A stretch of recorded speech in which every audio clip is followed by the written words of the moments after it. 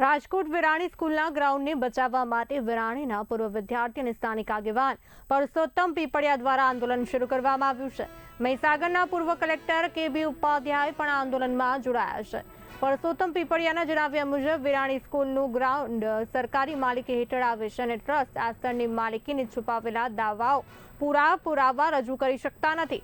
ગ્રાઉન્ડમાં ગેરકાયદેસર રાત્રિ બજાર અને બોક્સ ક્રિકેટ પણ ચાલતા જોવા મળે છે, જે મામલો હાઈકોર્ટમાં પેન્ડિંગ છે।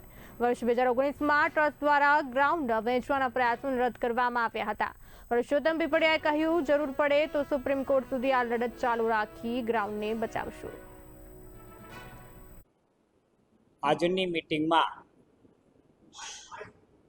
વિરાણી હાઈસ્કૂલના ભૂતપૂર્વ વિદ્યાર્થીઓ, જેમ કે મારી બાજુમાં બેઠા છે ઉપાધ્યાય સાહેબ, પૂર્વ કલેક્ટર શ્રી દેસાઈ સાહેબ છે, સહિત અનેક જતીનભાઈ ભરાડ છે, સહિત અનેક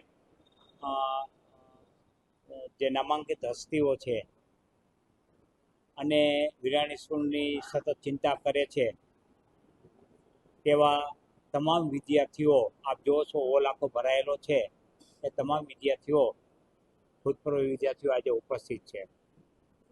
અમારો એજન્ડા એ છે કે વિરાણી સ્કૂલ સંદર્ભે જે 6 વર્ષથી આ લડત ચાલે છે, એ લડત ક્યાં છે, શું છે, લડત વિશેની જાણકારી આપવા માટેનો છે અને ભવિષ્યની અંદર આ લડતને કઈ દિશામાં લઈ જવી અને એના સૂચનો મંગાવવા માટેનો છે।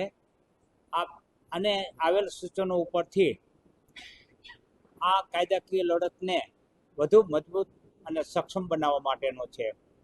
અમારો એ લડત કોઈ તંત્ર સામે કે સરકાર સામે નથી। અમારી લડત માત્ર ને માત્ર વિરાણી હાઈસ્કૂલના ટ્રસ્ટ સામે છે અને ભૂતપૂર્વ વિદ્યાર્થી વચ્ચેની લડત છે।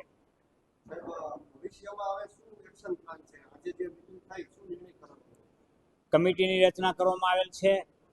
જે આવેલ જે કાંઈ સૂચનો હશે એ સૂચન ઉપર કમિટી એને ક્યાં એડમિટ કરવા એ કમિટી નક્કી કરી અને એ સૂચનો અનુસાર આગળની અમે લડત કરીશું। પણ અમારી લડત, હજુ કહી દઉં કે કોઈ લડત અમારી કોઈ દેખાવો કરવા કે સરઘસ કાઢવું કે આંદોલન કરવું એવી અમારી લડત નહીં હોય। અમારી લડત હશે એ માત્ર ને માત્ર કાયદાકીય લડત હશે।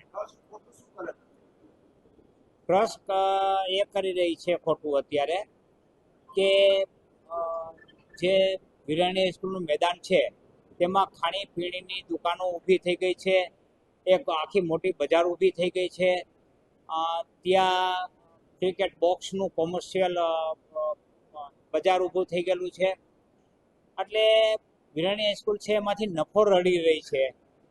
એટલે આ જે મેદાન છે એ રમતવીરોને રમવા માટે મેદાન છે, વિદ્યાર્થીઓને રમવા માટે મેદાન છે, એની બદલે આવક માટેનું કરી નાખ્યું છે। એટલે મૂળભૂત જે શરતે જમીન સરકારે આપેલી છે એ શરત વિરુદ્ધનું કાર્ય કરી અને શરત ભંગ કરી રહ્યું છે।